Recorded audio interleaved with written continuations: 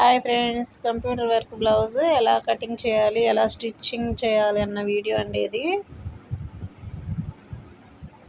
కొత్తగా నేర్చుకునే వారికి చాలా యూజ్ అవుతుంది. చూడండి, వీడియో అనేది స్కిప్ చేయకుండా చూడండి, చాలా ఈజీగా అర్థమవుతుంది.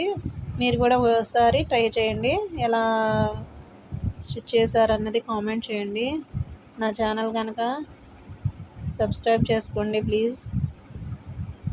ఈ వీడియో కనుక నచ్చితే సబ్స్క్రైబ్ చేసుకొని లైక్ చేయండి. మీరు లైక్ చేయడం వల్ల ఈ వీడియో అనేది మరికొందరికి రీచ్ అవుతుందండి. నార్మల్ బ్లౌజ్కి ఎలా అయితే మనం మార్కింగ్ చేసుకుంటామో సేమ్ అలాగే చేసుకోవాలి. నెక్ అనేది కటింగ్ చేసుకోకుండా చంక అన్నీ మార్కింగ్ చేసుకోవాలండి.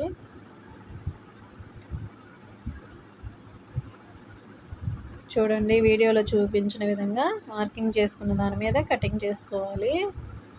కస్టమర్ అనేవాళ్ళు కొంచెం ఖర్చు ఎక్కువ పెట్టమన్నారు, అందుకని కొంచెం ఎక్స్ట్రా కట్ చేశానండి. నేను లూజ్ అనేది ఆది బ్లౌజ్తో మార్కింగ్ చేసుకొని ఓ టక్స్ అనేది పెట్టుకోవాలి. సైడ్ జాయింట్లు వేసుకోవడానికి చాలా ఈజీగా ఉంటుంది. హ్యాండ్స్ అనేవి చూడండి, ఫ్లవర్స్ అనేవి సెంటర్కి వచ్చేట్టు చేసుకొని ఫోల్డింగ్ చేసుకొని హ్యాండ్స్ పొడవు లూజు అన్నీ మార్కింగ్ చేసుకొని కటింగ్ చేసుకోవాలి.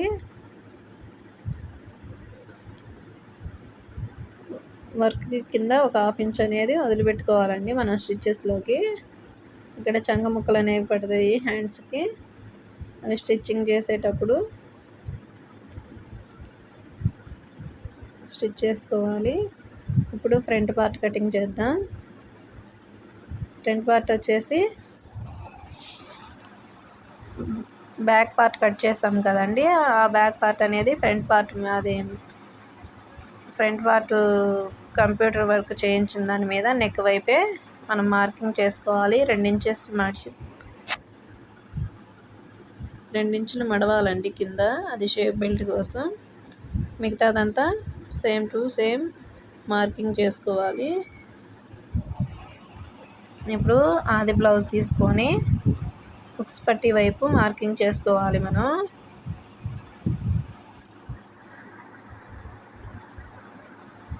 వీడియో స్కిప్ చేయకుండా చూడండి. మీకు ఎలా కటింగ్ చేయాలి, ఎలా స్టిచ్ చేయాలన్న వీడియో ఒకే వీడియో వస్తుంది. మీకు చాలా ఈజీగా నేర్చుకోవచ్చు.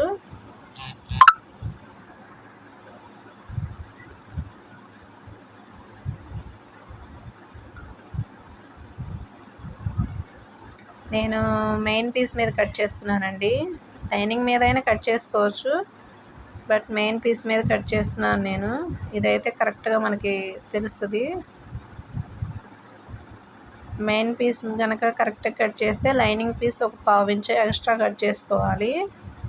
ఇప్పుడు షేప్ బెల్ట్ కట్ చేస్తున్నాను. అదే లైనింగ్ కరెక్ట్గా చేసుకుంటే మెయిన్ పీస్ ఒక 1/2 ఇంచ్ ఎక్స్ట్రా కట్ చేయాలండి. ఎందుకంటే మనం స్టిచ్ చేసేటప్పుడు ఎగుడు దిగుడు రాకుండా క్లాత్ అంతా సరిపోతుంది. లైనింగ్ మీద మెయిన్ పీస్ కట్ చేసా కదా, అవి పెట్టేసుకొని కటింగ్ చేసుకోవాలి.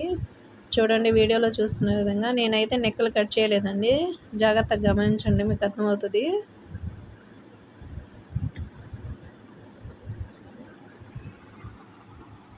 హ్యాండ్స్ కట్ చేస్తున్నాను. లైనింగ్ బ్లౌజ్ ఎలా అయితే కట్ చేస్తామో సేమ్ కటింగ్ అనేది అంతేనండి. కాకపోతే స్టిచ్చింగ్ చేసేటప్పుడు మాత్రం మనం పాదాలు మార్చుకుంటూ చేయాలి. ఏం డౌట్స్ ఉన్నా నాకు కామెంట్ చేయండి.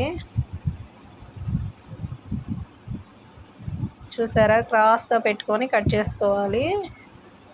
క్రాస్ కటింగ్ బ్లౌజ్ కాబట్టి నెక్లు నేను పూర్తిగా కట్ చేయలేదండి. చూడండి, గమనించండి.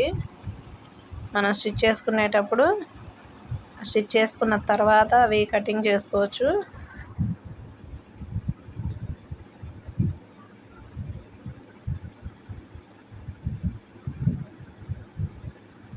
నేను చెప్పే విధానం మీకు అర్థమవుతుందని అనుకుంటున్నాను. ఏమైనా అర్థం కాకపోతే అడగండి, నేను రిప్లై ఇస్తాను. చూడండి, స్టిచ్చింగ్ వీడియో చూడండి. లైనింగ్ మీద మెయిన్ పీస్ పెట్టుకోవాలండి. Main piece right side lining మీద ఉండాలి, రాంగ్ సైడ్ పైన ఉండాలి. మెయిన్ పీస్ అడుగున లైనింగ్ ఉందండి, చూడండి జాగ్రత్తగా. మనకు వర్క్ ఇచ్చారు కదా, ఆ వర్క్ పక్కనే స్టిచ్ వేసుకుంటూ పాదం పైకి లేపుకుంటూ కుట్టుకుంటూ ఉండాలి నీట్గా. స్టిచ్ అనేది దాని పక్కనే వేయాలండి, ఆ వర్క్ పక్కనే. మనం ఒక పావించు ఆ స్టిచ్ వేసిన తర్వాత పావించు వదులుకొని కటింగ్ అనేది చేసుకోవాలి. ఇప్పుడు టక్స్ పెట్టుకోవాలి చుట్టూతా.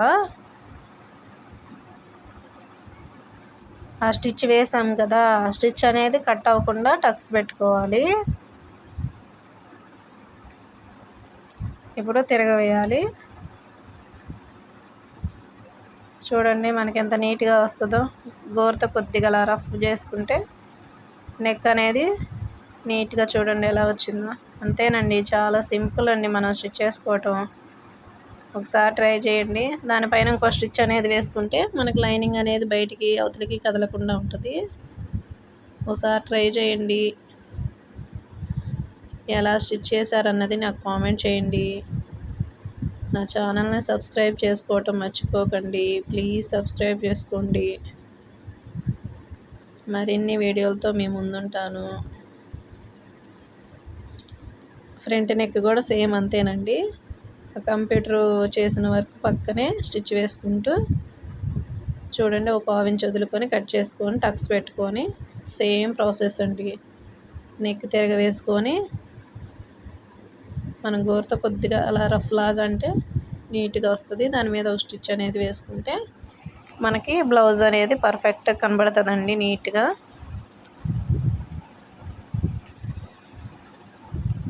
చూడండి ఎంత బాగా వచ్చిందో లైనింగ్, కంప్యూటర్ వర్క్, బ్లౌజ్. ఇంకో సైడున వర్క్ ఇవ్వరు కాబట్టి నేను పైపింగ్ వేస్తున్నానండి. మార్కింగ్ గీసుకొని ఆ మార్కింగ్ మీదే వేస్తున్నాను నెక్కి.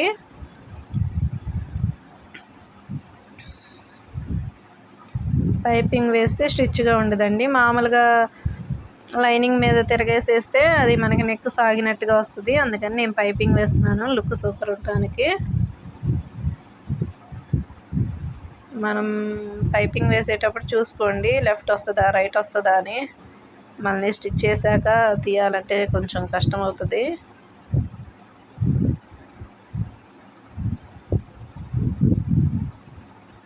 పైపింగ్ పక్కనే స్టిచ్ వేసుకోండి నీట్గా. కొంచెం యువతలకు వచ్చినా మనకు ఆ స్టిచ్ అనేది కనిపిస్తా లుక్ బాగోదండి. నీట్గా పక్కగా వచ్చేటట్టు వేసుకోండి. ఒకసారి వేసుకున్నాక చూసుకొని మళ్ళీ ఏమన్నా కొంచెం తేడాగా ఉంటే మళ్ళీ వేసుకొని మెయిన్ పీస్ మీద పెట్టి స్టిచ్ చేయండి.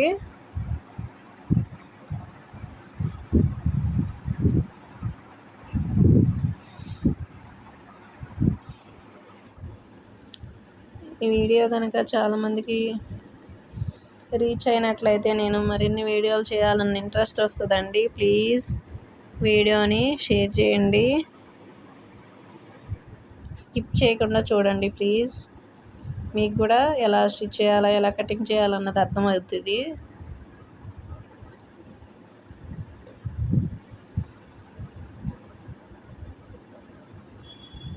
ఏమన్నా మిస్టేక్స్ అనిపిస్తే నాకు చెప్పండి, నేను కలెక్షన్ చేసుకుంటాను. అనిపిస్తే ఓకేనా?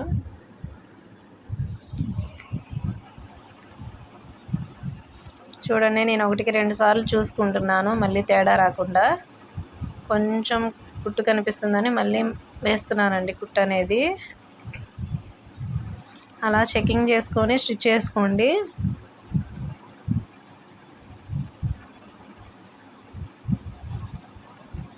కొంచెం ఆలస్యమైన నీట్గా కుడితే కస్టమర్స్ అనేవాళ్ళు మనల్ని వదిలిపెట్టిపోరండి, మన దగ్గరకే వస్తారు మనం ఎక్కడున్నా. స్టిచ్చింగ్లో నీట్నెస్ ఉంటే కదండి వాళ్ళకి నచ్చితే, చూడగానే అబ్బా అనిపిస్తే కదా వస్తారు.